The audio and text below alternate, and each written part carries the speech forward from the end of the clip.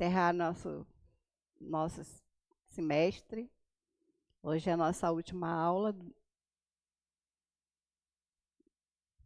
módulo As Virtudes Cristãs. Hoje nós vamos estudar mais 3 virtudes, pensando que nós estamos em fase de crescimento espiritual. Vamos orar?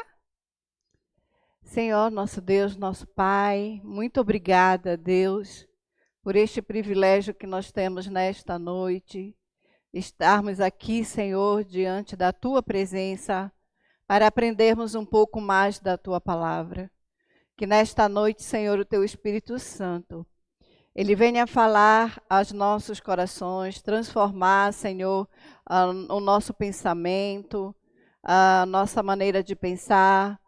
Deus, que a nossa mente nesta noite seja transformada pelo poder da Tua palavra.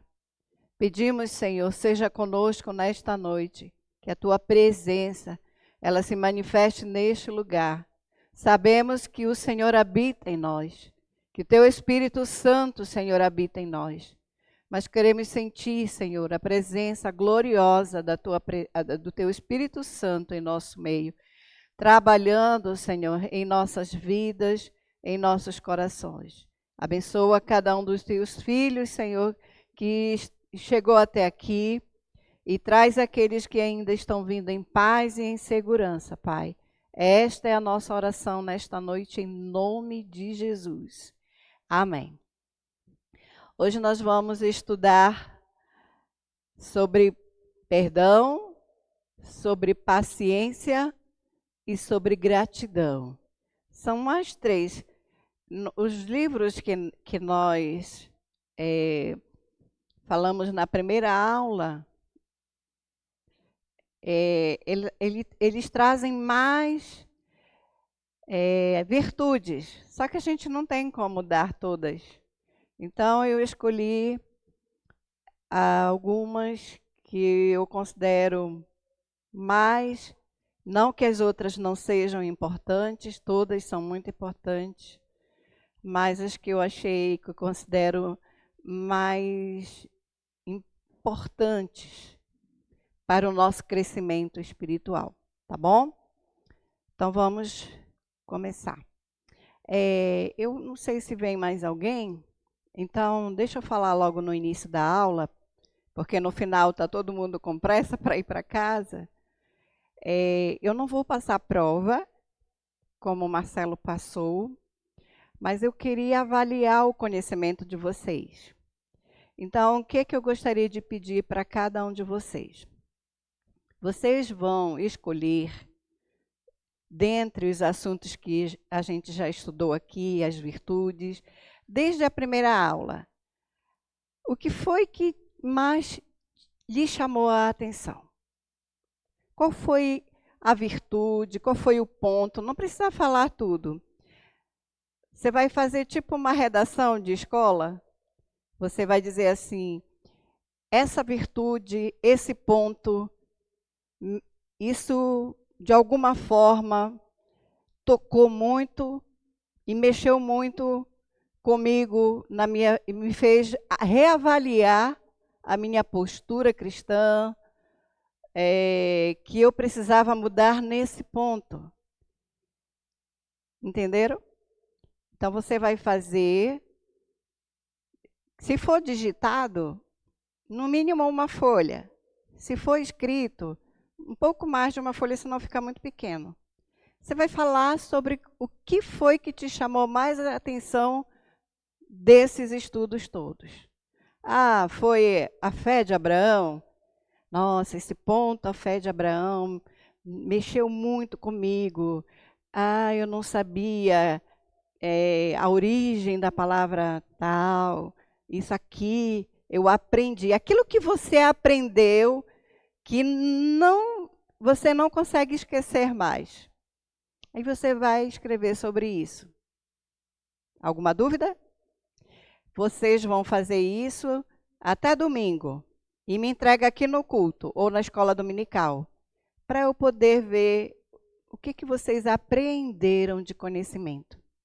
de algum ponto. A gente estudou muita coisa, né?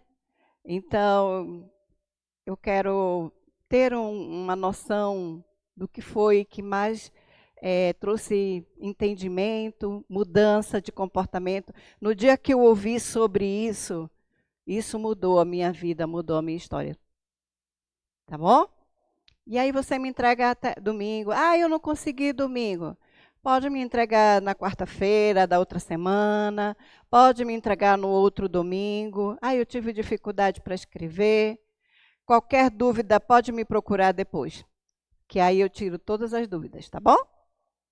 Então vamos começar a nossa aula. O primeiro ponto é perdoar e ser abençoado. A atitude de perdão, do perdão, é uma coluna essencial do caráter cristão, frequentemente negligenciada, mas vital para a harmonia da igreja. Ela deve acompanhar nossa unidade e busca de santidade, evitando que o corpo de Cristo se torne desarmonioso, rígido, amargo. Ou seja, a falta de perdão, ela traz desunião, ela impede a santidade, ela traz desarmonia no meio da igreja, traz rigidez, pessoas que são muito rígidas para condenar, para julgar a atitude das outras pessoas, traz essa rigidez, torna as pessoas muito rígidas. Não tem que perdoar, não tem que afastar essa pessoa. Tá? E a amargura. Amargura, ela vai enraizando e traz sérias consequências para a vida da pessoa e para a igreja. Precisamos compreender que sempre haverá imperfeições. Não existe ninguém perfeito. Existe alguém aqui que já alcançou a perfeição? Que não erra mais? Tiago, ele diz, né? Olha, aquele que consegue controlar a sua língua, esse é perfeito. E quem é que consegue? Quando a gente vê, a gente já falou alguma coisa e já ofendeu, às vezes intencionalmente, às vezes sem querer. Mas a gente vai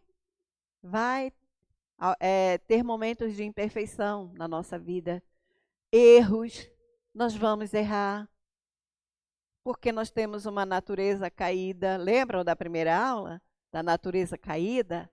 Do pecado de Adão e Eva? Temos uma natureza que a gente luta o tempo todo contra ela. Tanto na liderança quanto na congregação, haverá imperfeições, haverá erros.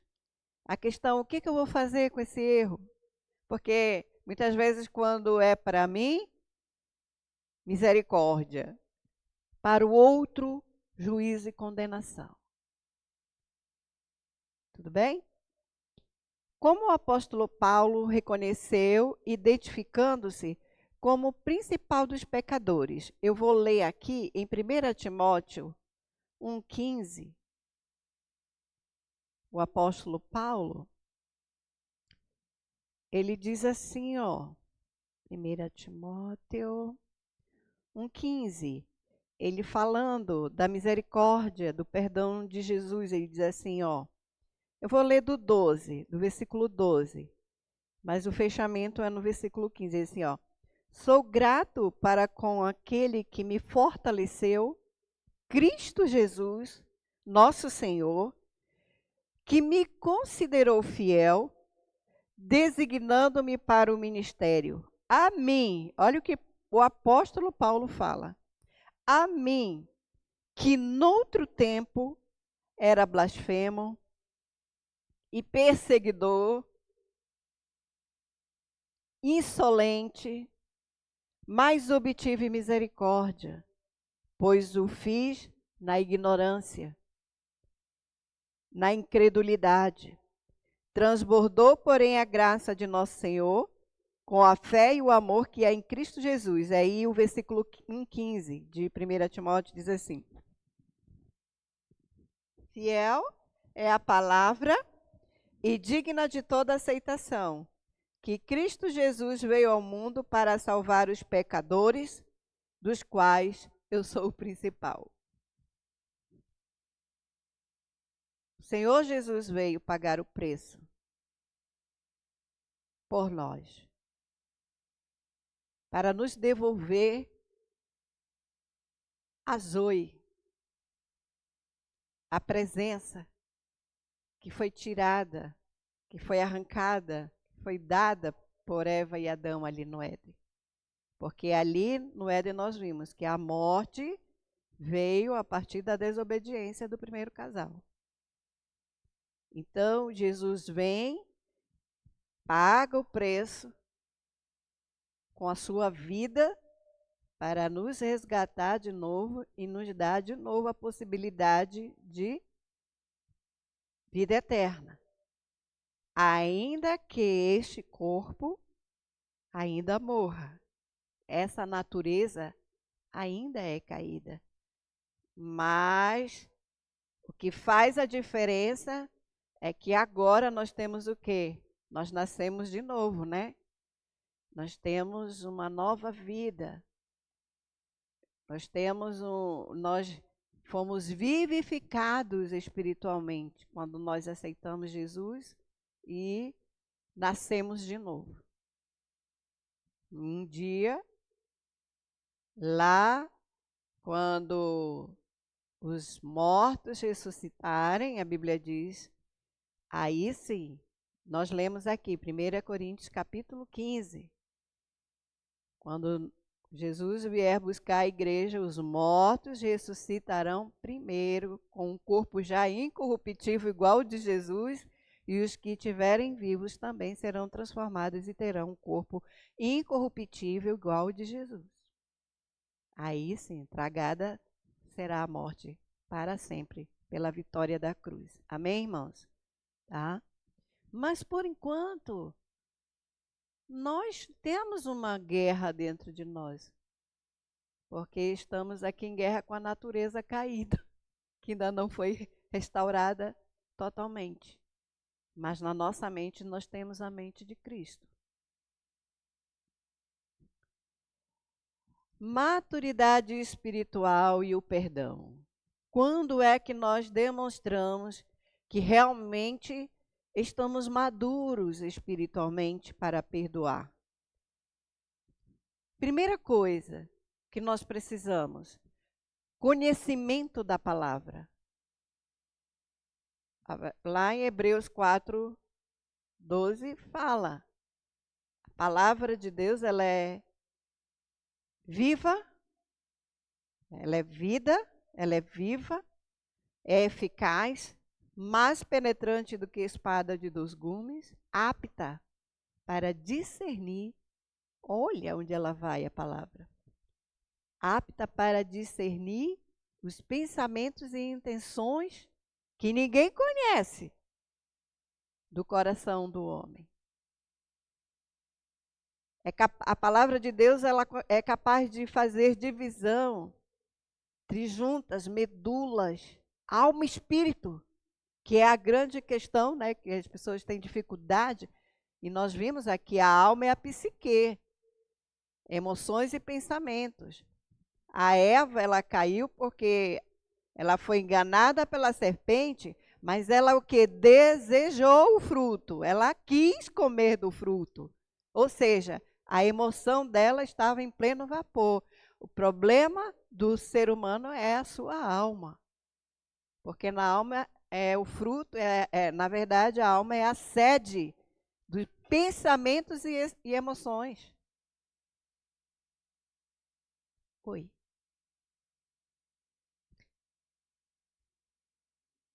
Hebreus capítulo 4, versículo 12. Hebreus 4:12, que fala sobre que a palavra de Deus é viva e eficaz, tá? Faz essa divisão entre alma e espírito juntas, tá? Hebreus 4:12. Quanto mais seguirmos o modelo de crescimento espiritual delineado pelo conhecimento da palavra de Deus, mais maduros nos tornaremos, porque nós vamos crescendo no conhecimento da palavra. Inclusive, Jesus, quando ele vai com 12 anos ser encontrado no templo pela Maria e por José, a Bíblia fala que lá no versículo depois desse episódio diz assim: e crescia Jesus em sabedoria, conhecimento da palavra. Então a palavra, ela traz maturidade, o conhecimento, e não só o conhecimento, a aplicação. Nós já vimos aqui o que Tiago fala, que nós não devemos ser somente ouvintes, mas praticantes. Não adianta só ouvir a palavra, não adianta só conhecer, tem que praticar. Isso que vai nos levar à maturidade espiritual. Essa maturidade sobre o perdão também traz o quê? Sensibilidade em relação ao pecado, no sentido de nós sentirmos o que nós está errado.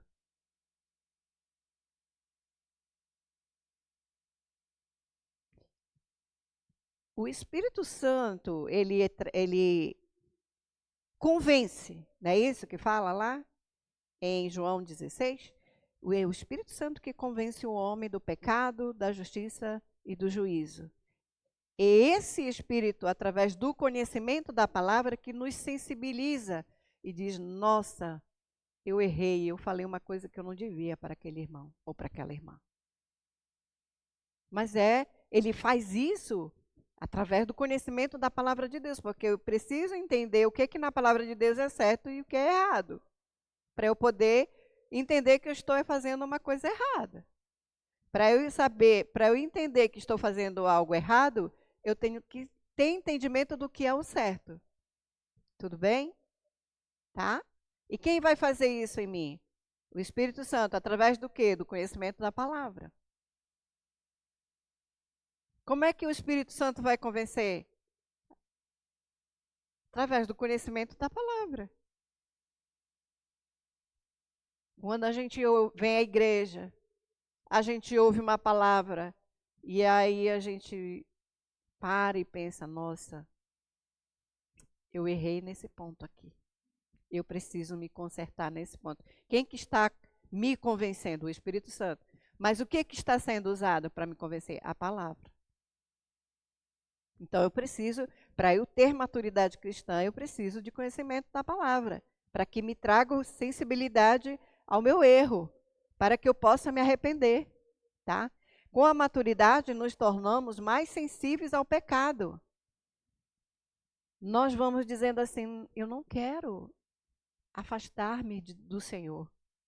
Eu não quero nada que me afaste de Deus. Eu quero cada vez mais a presença de Deus na minha vida. É nesse sentido, tá? Mais sensíveis ao pecado e mais conscientes das nossas próprias falhas.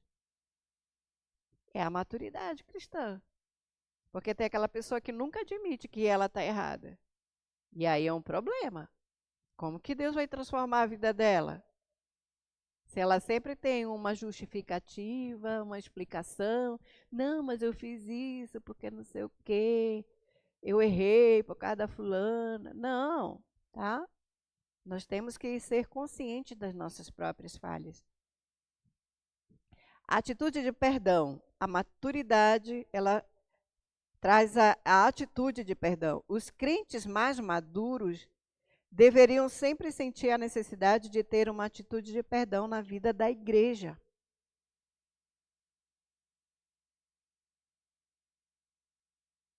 É uma necessidade.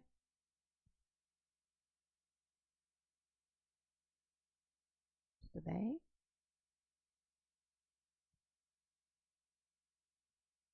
Vamos continuar. E ainda tem mais.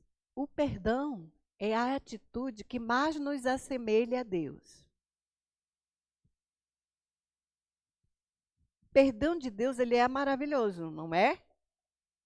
Nossa, como é bom quando a gente comete um pecado, ou a gente uma falha, e a gente dobra o joelho e chora na presença de Deus e confessa o nosso pecado, e a gente levanta dali e a gente sente que foi perdoado. É uma sensação muito gloriosa. Então, o perdão de Deus, ele é maravilhoso. Esse é o seu amor imerecido, porque nós não merecíamos nem o amor, nem o perdão, nem nada dele. Nós não merecíamos, tá? Este é o seu amor imerecido, indevido, que não mantém o pecador culpado. É o único amor, é o único perdão que não mantém a pessoa que pecou contra ele culpado. É o amor de Deus. Mas ignora totalmente o quê? A transgressão. Quando perdoamos, estamos dizendo essencialmente que, não obstante o que alguém tenha feito, não permaneceremos irados ou desejosos de vingança. Vocês já pararam para pensar? Não culparemos a outra pessoa ou sentiremos autopiedade porque fomos ofendidos. Vocês já pararam para pensar que toda vez que alguém nos ofende, vamos pegar a ofensa. Uma pessoa nos ofende, nos magoa, mas nos magoa profundamente. Qual é a primeira sensação? E qual é a primeira coisa que a gente faz se a gente não perdoar? A gente fica com aquela sensação de que a pessoa tem uma grande dívida. E a gente diz assim mesmo, um dia ela vai pagar caro por isso. Gera amargura, essa amargura vai gerando outros sentimentos, como o sentimento de vingança. Eu vou dar o troco. Eu vou pagar na mesma moeda. Não é assim? O perdão é um traço característico de semelhança com Deus. E o favor mais divino que podemos conceder a alguém. Assim como nós fomos perdoados, nós devemos conceder o perdão àqueles que nos ofenderam. E perdão, gente, não tem a ver com a palavra a pessoa merece ou não merece. É você liberar a dívida que ela tem com você, que ela não tem como pagar. Se desejamos sinceramente ser semelhantes a Cristo, devemos então possuir e demonstrar a atitude de perdão.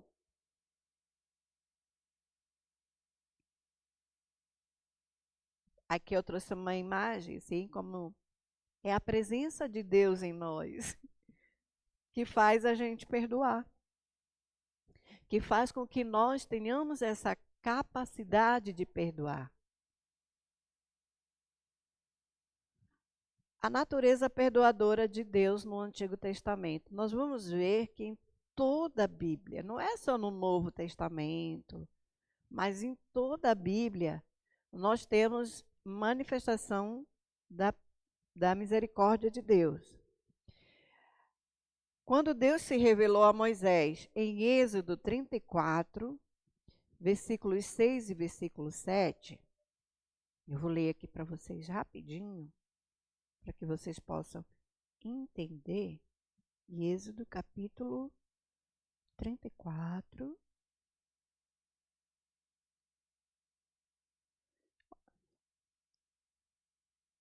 Deus diz assim para Moisés, antes dessa passagem aqui, que Moisés sobe no monte para pegar a segunda vez as tábuas da lei, que na primeira, quando ele desceu com as duas primeiras tábuas, e viu o povo adorando o bezerro, ele quebrou as tábuas da lei, né? Então, ele subiu novamente. E antes disso, ele pediu a Deus para que Deus mostrasse a ele a sua glória. E Deus disse assim: meu irmão, nenhum homem não vai ver a minha glória nunca. Porque se um homem vê a minha glória, ele morre. Você vai ver isso aqui no no capítulo 33, tá, de Êxodo, do versículo 17, no versículo aqui, ó, 20, ele diz, 33, 20, ele diz assim: acrescentou Deus falando para Moisés. Respondeu-lhe: farei passar toda a minha bondade diante de ti e te proclamarei o nome do Senhor. Terei misericórdia de quem eu tiver misericórdia e me compadecerei de quem eu me compadecer. E acrescentou: não me poderás ver a face, porquanto homem nenhum verá a minha face e viverá. Nenhum homem nessa natureza aqui pode ver a Deus na sua essência, porque ele é fulminado. Deus é santo. E nós temos ainda uma natureza corruptível. Tudo bem, gente? Então, aqui no versículo 34, versículos 6 e 7, é quando ele desce de lá com as novas tábuas da lei. Versículos 6 e 7 diz assim: e passando o Senhor por adiante dele, clamou o Senhor, Deus compassivo, clemente e longânimo e grande em misericórdia e fidelidade, que guarda a misericórdia em 1000 gerações, que perdoa a iniquidade, a transgressão e o pecado, ainda que não inocente o culpado. Quando Moisés pediu para ver a glória de Deus, o Senhor revelou parte de sua natureza básica, destacando seu caráter perdoador. Ele viu pelas costas, mas não frente a frente. Deus passou só a sombra. E isso entre uma fresta assim de uma rocha. Olha, a glória de Deus é tremenda. O homem não aguenta a glória de Deus. Testemunho dos Salmos. Os Salmos também testificam a verdade da natureza perdoadora de Deus. A gente vai encontrar em Salmos 31, 1 e 2. Na verdade, é no Salmo 32. Eu acho que na hora de digitar eu confundi, mas eu fui olhar, é o Salmo 32, versículos 1 e 2. Salmo 85, versículos 2 e 3.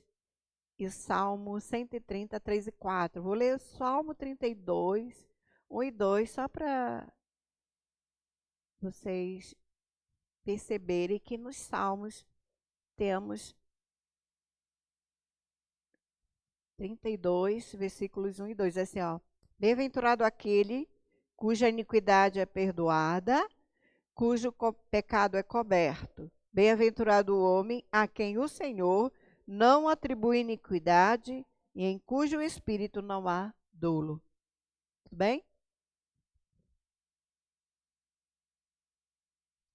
Mensagem dos profetas.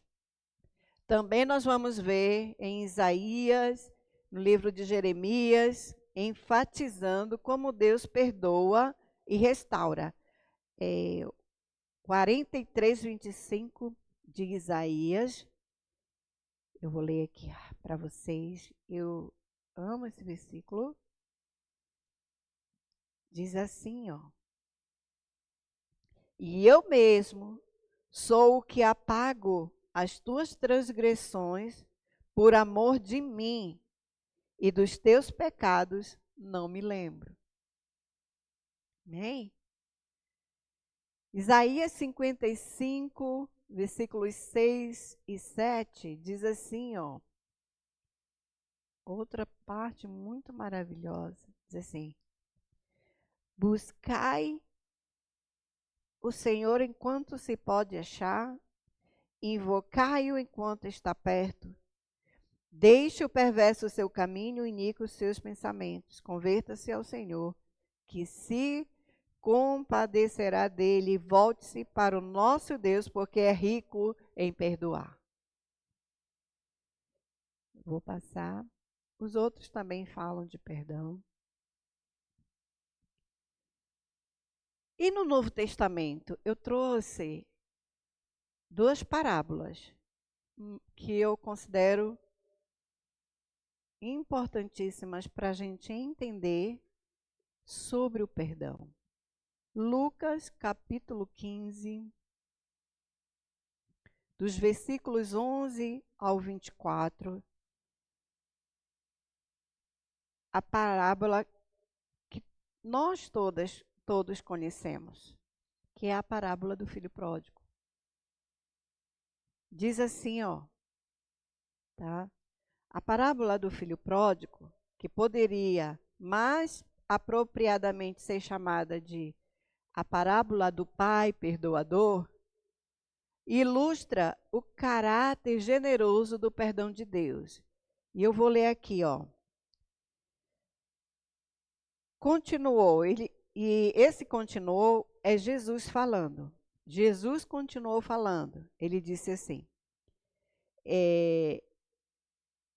certo homem tinha 2 filhos. O mais moço deles disse ao pai: Pai, dá-me a parte dos bens que me cabe. E ele lhes repartiu os haveres. Passados não muitos dias, o filho mais moço, ajuntando tudo o que era seu, partiu para uma terra distante e lá dissipou todos os seus bens. Depois de ter consumido tudo, sobreveio àquele país uma grande fome e ele começou a passar necessidade. Então ele foi e se agregou a um dos cidadãos daquela terra, e este o mandou para os seus campos a guardar porcos. Veja bem, ele tinha uma casa, uma família, riquezas, e ele resolveu pegar a parte da herança que nem era ainda herança, porque a herança, na verdade, ela só existe depois que morre o testador. A pessoa que é dona dos bens, enquanto a pessoa está viva, não existe herança. Mas o pai, ele disse, eu vou dar a parte que te cabe da herança. E ele foi e gastou. Ali, quando ele estava sem nada, porque ele já tinha gasto tudo, que ele já estava sem nada, para onde foram os amigos? Acabou o dinheiro, ele gastou de maneira irresponsável, sem pensar nas consequências. Então, o que aconteceu? Ele foi trabalhar lá, cuidando de porcos. E olha o que a Bíblia diz. Uma pessoa que tinha uma herança, tinha bens, e que gastou tudo que tinha porque não soube administrar. Olha o que aconteceu, guardando os porcos. Olha o que aconteceu. Ali, ele desejava se fartar da comida dos porcos. Aquelas guloseimas que só porco come. Ele tinha desejo de comer aquela comida horrorosa que era para os porcos. E olha só, mas ninguém lhe dava nada. Nem a comida dos porcos ele podia comer. Então, nesse momento, onde ele estava lá no fundo mesmo do poço, o que aconteceu com ele? Ele caiu em si. Ele disse, eu pequei contra o meu pai. Pequei contra Deus. E o que eu vou fazer? Ele caiu em si e ele teve uma atitude. Então, cair em si é bom, mas tem que ter uma atitude acompanhada. Se eu vou me levantar, eu vou lá até meu pai, eu vou dizer para ele, olha, me trata como um dos trabalhadores teus, eu não quero nem que tu me trate mais como teu filho. Eu só quero, porque ele pensou assim, nossa, quantos trabalhadores do meu pai, tem tudo de bom e do melhor, e eu aqui comendo, querendo comer, não estava nem comendo aquela comida horrorosa, que só porco come. E eu estou aqui faminto, eu vou lá. Mas ele primeiro caiu em si. Ele reconheceu o seu erro. Depois que ele reconheceu o seu erro, disse, agora eu vou me levantar e vou lá e vou pedir perdão para meu pai. O filho dessa parábola é semelhante a muitos jovens hoje. Tolo, ganancioso, egocêntrico. Mas será que são só os jovens que são assim? Esbanjador, que acaba na miséria quando os recursos se esgotam. Então, a Bíblia ela diz que esse pai, ele avistou esse filho quando ainda vinha longe. Isso nos faz assim analisar que todo dia parece que esse pai ia olhar, será que meu filho voltou? Será que ele está voltando? Não dá para a gente pensar nisso? E ele diz assim, ó,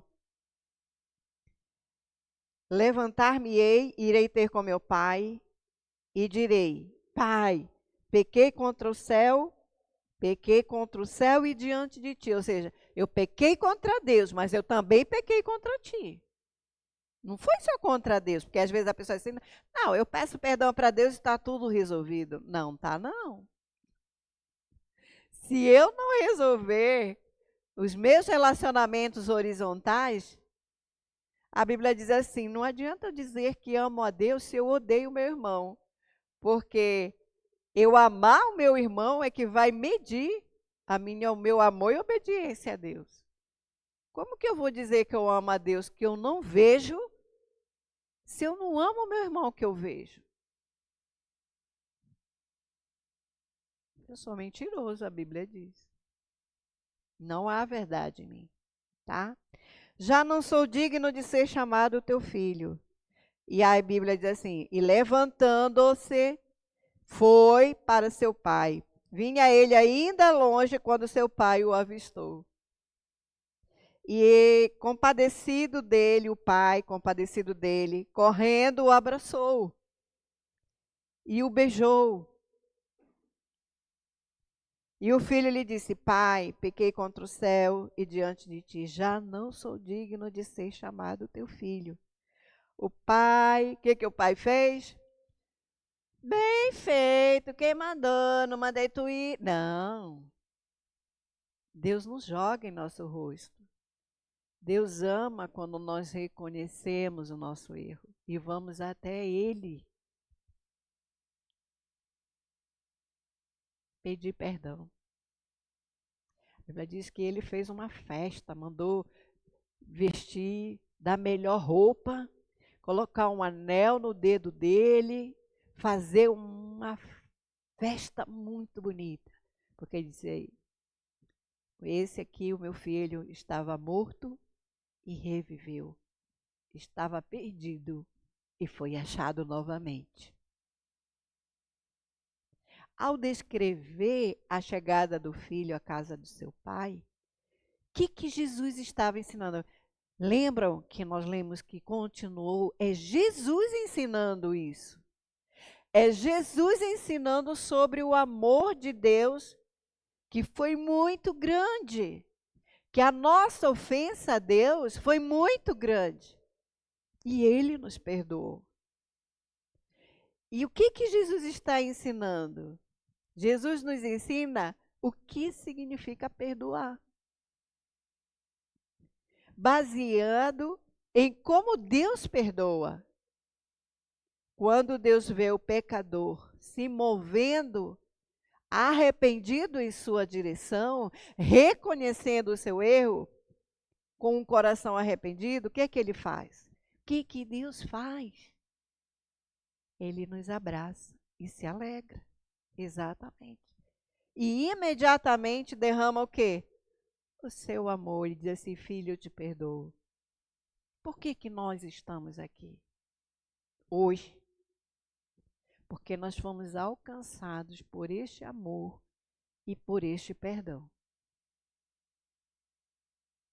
É esse amor, é esse perdão que nos mantém aqui e que nos faz querer mais dele. É essa consciência que nós temos desse amor, que fomos alcançados por esse amor, por essa misericórdia, por essa bondade, por esse perdão que nós não merecíamos. O imperativo do perdão. Nós temos aqui uma outra parábola. Essa parábola, ela é muito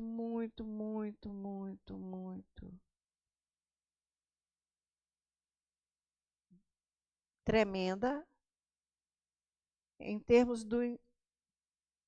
Quando ele fala aqui o imperativo, é porque é uma ordem. Não é eu que escolho como servo de Deus. Eu não tenho escolha. Se eu fui alcançado por tão grande amor e misericórdia e perdão, por que eu tenho tanta dificuldade em perdoar aqueles que me ofendem?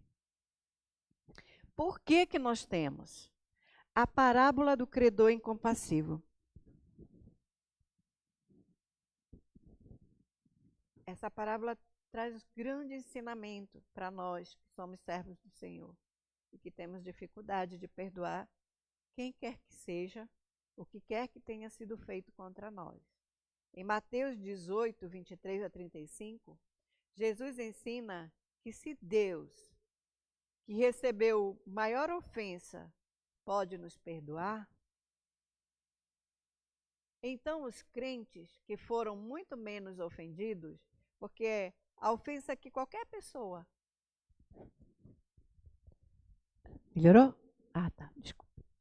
A ofensa que qualquer pessoa tenha nos feito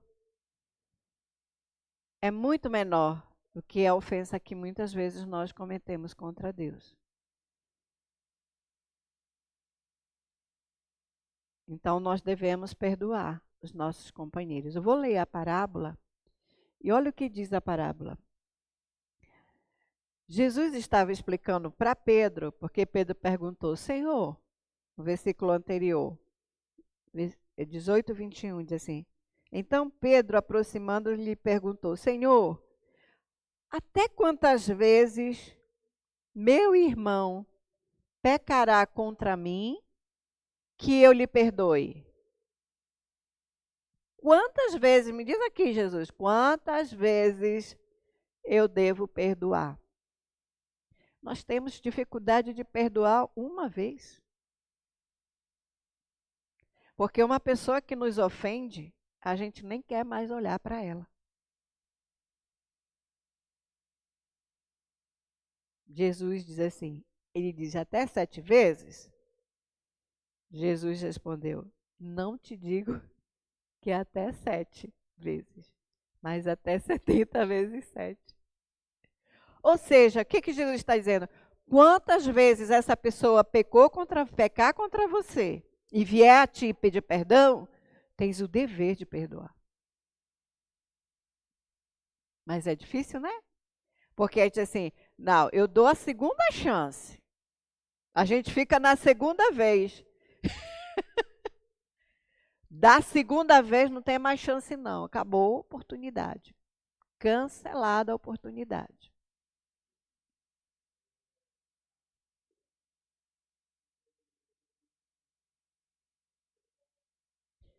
Existe uma diferença de perdoar e ter que conviver.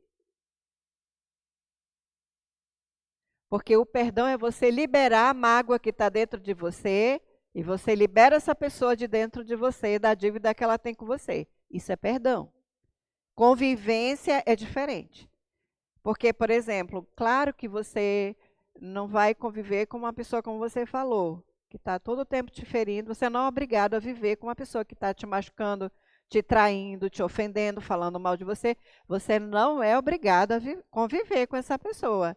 Só que perdão não é sobre convivência, é sobre liberar a dívida que a pessoa tem com você, que é a mágoa que ela causou em você. Se ela vem e te pede perdão, você perdoa, mas isso não te obriga a conviver com ela. Não é convivência.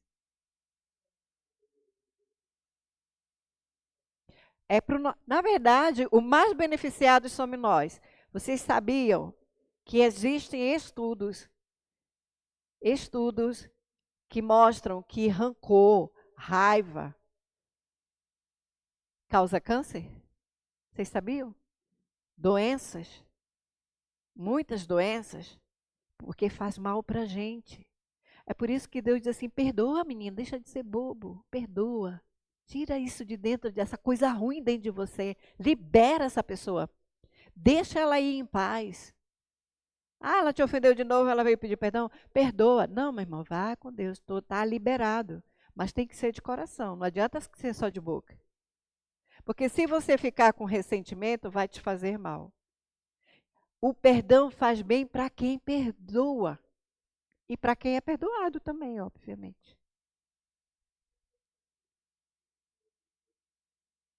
Não adianta ficar remoendo, ressentindo. Ressentimento é isso, é ficar sentindo novamente, sabe? Não, mas aquela pessoa falou.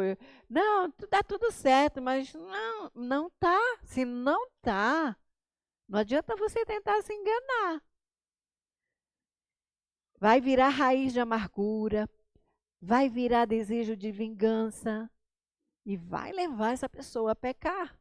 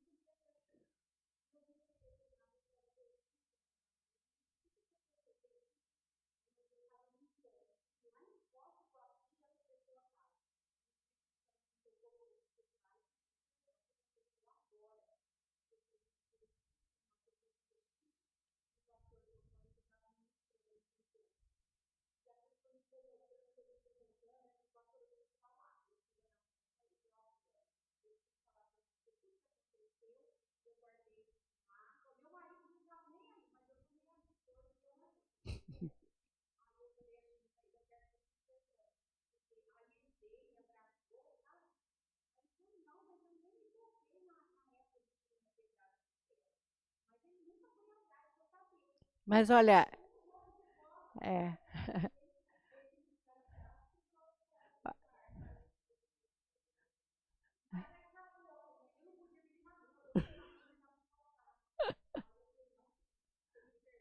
estava fazendo mal mais para você. Ele nem estava sabendo do que estava acontecendo. Tá vendo como é que é às vezes? Então, não perdoar faz mal para nós. Vai afetar a nossa vida, vai afetar a nossa comunhão com Deus.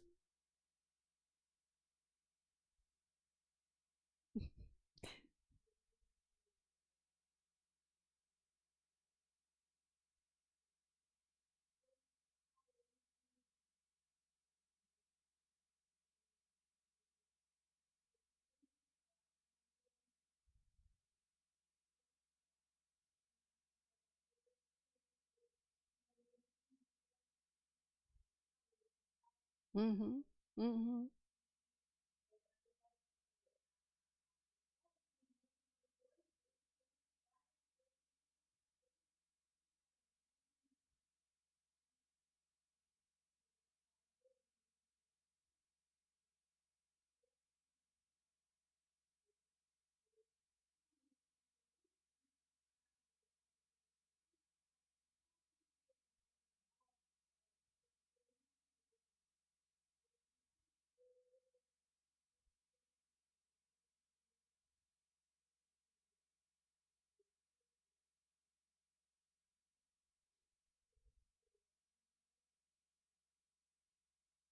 Entende? Uhum.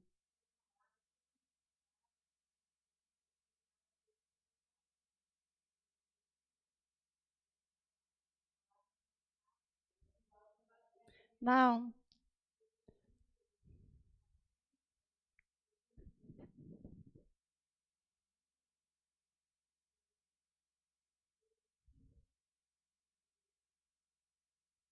mas foi bom você ter tido essa atitude de pedir perdão, né?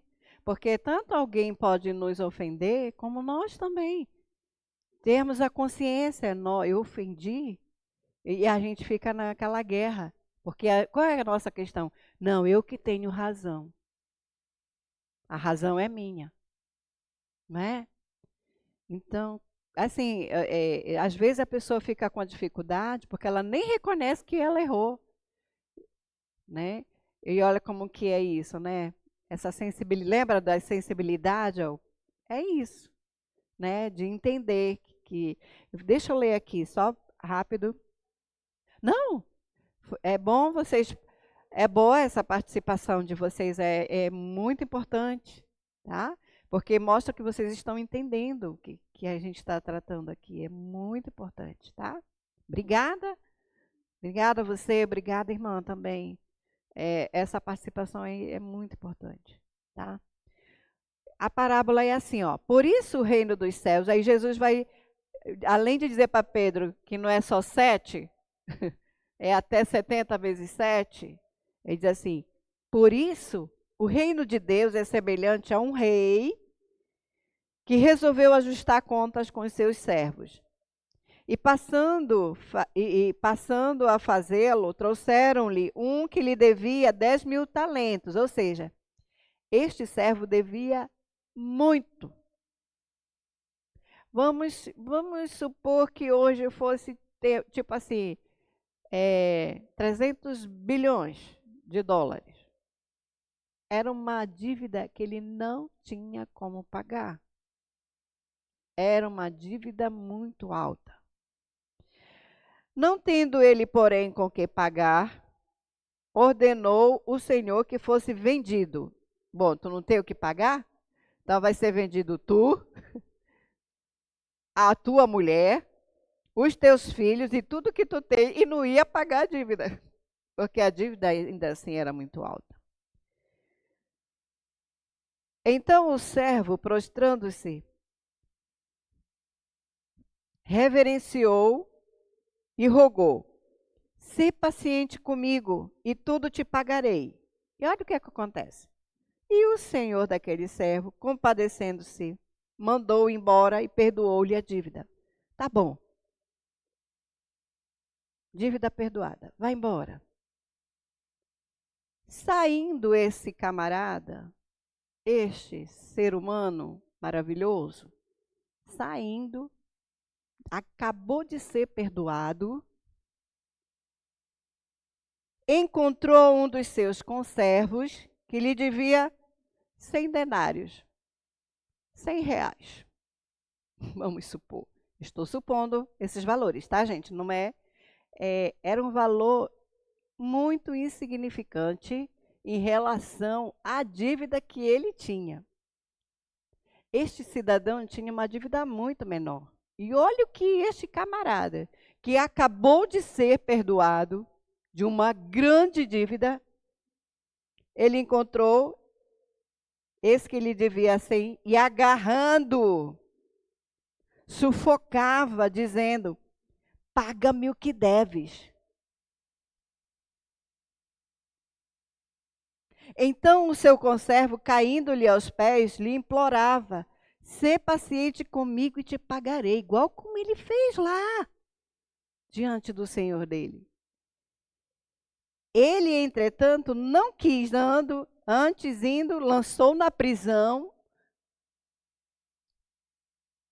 até que saudasse a dívida. Vai ficar preso aí até tu pagar a dívida. Isso é Jesus ensinando sobre o perdão. Vendo os seus companheiros o que se havia passado, entristeceram-se muito e foram relatar ao seu senhor tudo o que acontecera.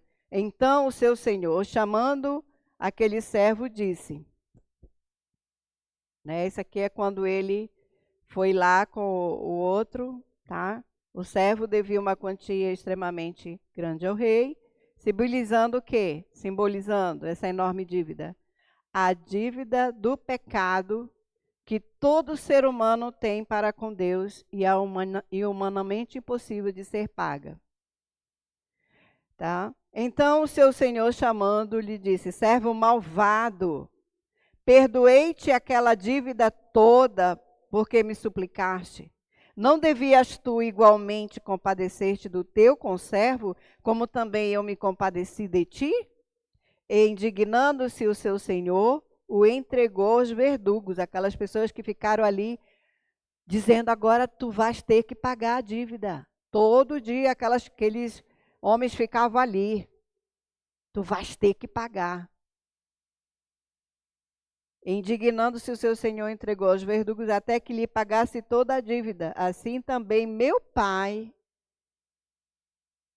celeste vos fará, se do íntimo não perdoardes cada um ao seu irmão. Olha a seriedade. Se nós que tínhamos uma dívida impagável e o Senhor nos perdoou, quem somos nós para reter o perdão? De quem quer que seja. E aí é aquele ponto que o João levantou. Não é ter que conviver, é liberar a dívida que aquela pessoa tem com você. Diz: vai, meu irmão, vai. Mas é se do íntimo, é de coração. É entender que se você não liberar, vai fazer mal para você. Tudo bem? A lição clara dessa parábola: qualquer crente que ofende um companheiro ou também que é ofendido, tá? Ofendeu muito mais a Deus e Deus o perdoou. Por essa razão, o crente ofendido deve sempre estar disposto a perdoar o irmão que pecou contra ele. Simples assim. E não é tão simples, porque tem situações, gente, porque perdão é um processo na vida das pessoas. Porque dependendo do tamanho da ofensa, quem ofendeu, é um processo. É um trabalhar muito grande até a pessoa liberar o perdão. Entende? Não é assim. Ah, você só tem não, e vou lá e perdoo. Tem situações, gente, que é processo. Foram pessoas que foram muito magoadas, foram muito maltratadas. Pois não.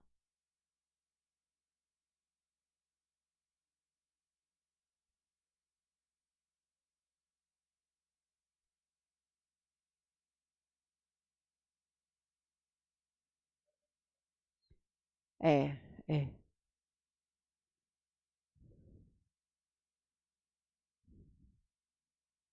Uhum. Sim, é isso.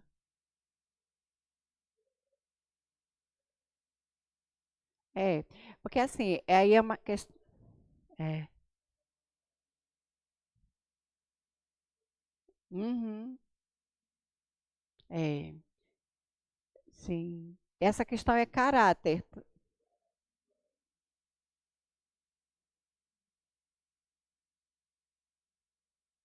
É, é verdade. Mata, mata.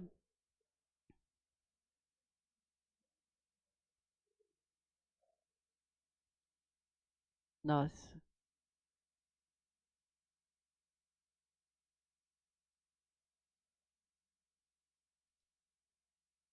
É. Aham. Mas é uma realidade. É, né? Muita coisa ruim, né? Uhum. Não tá.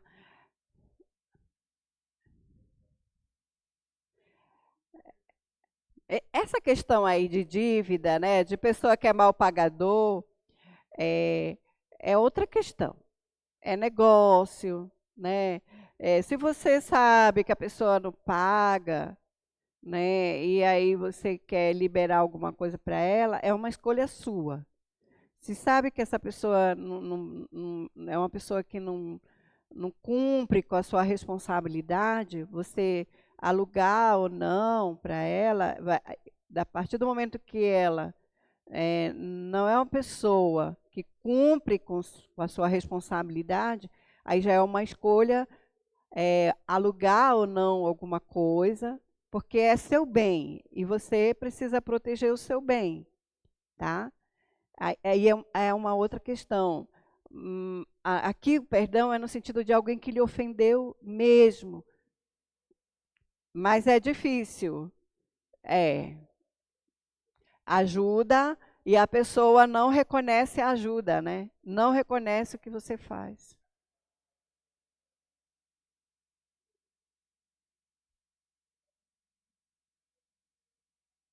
Uhum. É, é, é difícil. É. Aí você tem que procurar estar com um equilíbrio melhor, né? É. Sim.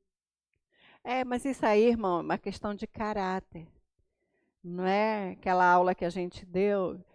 Caráter é uma coisa que, se a pessoa não tem um caráter formado bem, de bom, de bem, um caráter bem formado, essa vai ser essa pessoa que engana todo mundo.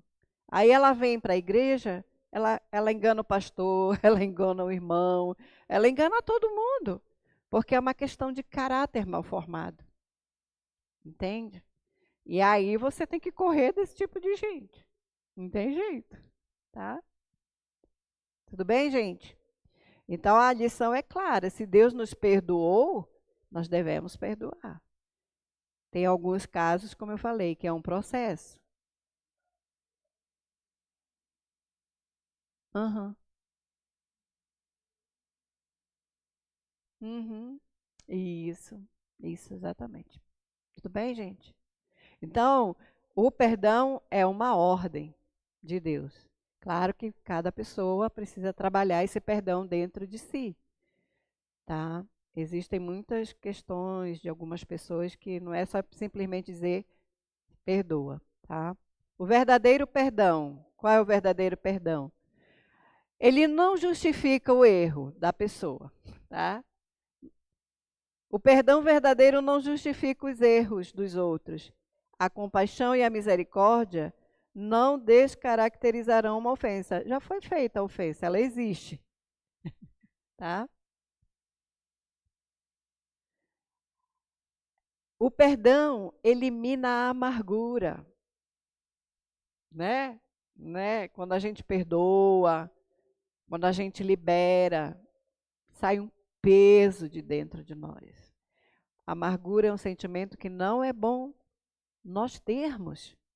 Ao confrontar um pecado, o crente perdoador eliminará a amargura e todos os outros sentimentos negativos que apenas podem aumentar o pecado. Opa, deixa eu voltar aqui. Outra coisa que por que é importante, que é aquilo que a Edna falou, né? Que ficou sentindo mal, parece que Deus não nos ouve, que Deus está longe, e é essa mesma sensação. O perdão nos permite orar sinceramente. Perdoa-nos as nossas dívidas, assim como é o Pai Nosso. Aí todo mundo fala, vamos orar o Pai Nosso, né? Mas quando chega aqui nessa parte, a gente, se pudesse pular, né? né? né? Não dá para pular, não, essa parte da oração do Pai Nosso. Perdoa-nos as nossas dívidas, assim como. Olha, gente, como que isso é sério. Assim como nós temos perdoado os nossos devedores. Temos perdoado? Eu fui obrigada, né, irmão? Eu fui obrigada, né? Mas foi obrigado de coração, né? Foi boa essa. Vamos ver quais são as bênçãos de perdoar? Olha, que bênção perdoar. A bênção do perdão, receber misericórdia. Bem-aventurados misericordiosos, porque alcançarão misericórdia. Mateus 5,7. Se desejamos desfrutar os benefícios do perdão de Deus, devemos estar dispostos a perdoar. Ainda que às vezes a pessoa tenha dificuldade, ela tem que ter disposição para entrar no processo, para trabalhar essa amargura, esse ressentimento dentro dela. A adoração verdadeira é outra bênção do perdão, de liberar perdão. Em Mateus 5, 23 e 24, eu quero ler, irmãos, essa passagem, ela é muito importante. Para aquela pessoa que diz assim, não, eu não preciso não resolver isso, eu vou lá fazer minha oração e está tudo certo. Olha o que Jesus diz. Se, pois, ao trazeres ao altar a tua oferta, ali te lembrares de que teu irmão tem alguma coisa contra ti, deixa perante o altar a tua oferta. Olha o que Deus diz. Vai primeiro reconciliar-te com teu irmão e então, voltando, faze a tua oferta. Deus não aceita a oferta, a adoração de um coração.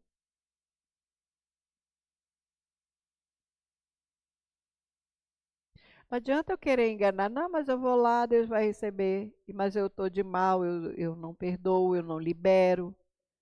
E aí, sempre entendendo que não é que eu tenha que conviver, é que eu tenho que liberar a dívida do meu irmão comigo. Perdoar é liberar a dívida que a pessoa tem que você, que é impagável. Ele não tem como pagar. Não tem outra saída a não ser liberar a dívida dele. E você que vai ser beneficiado. Porque aí você vai poder verdadeiramente prestar um culto a Deus. Foi o próprio Jesus que falou, não sou eu, é a palavra de Deus que diz isso. Não é coisa da minha cabeça. Não é coisa do autor do livro. É a palavra. É o próprio Jesus ensinando. Vai lá oferecer a oferta. Lembrou que tem? Vai, ou seja, eu tenho que resolver as questões horizontais para que a minha comunhão com Deus ela possa ser realmente perfeita. Ela possa ocorrer de fato. A vida eclesiástica da igreja saudável. Devemos fazer tudo para solucionar qualquer amargura contra um irmão ou irmã em Cristo. Caso contrário, não estaremos aptos para apresentar-nos diante de Deus ou participar da comunhão com Ele. Não vamos estar aptos. É a palavra, tá? Vamos dar uma pausa, tomar um cafezinho e depois nós voltamos.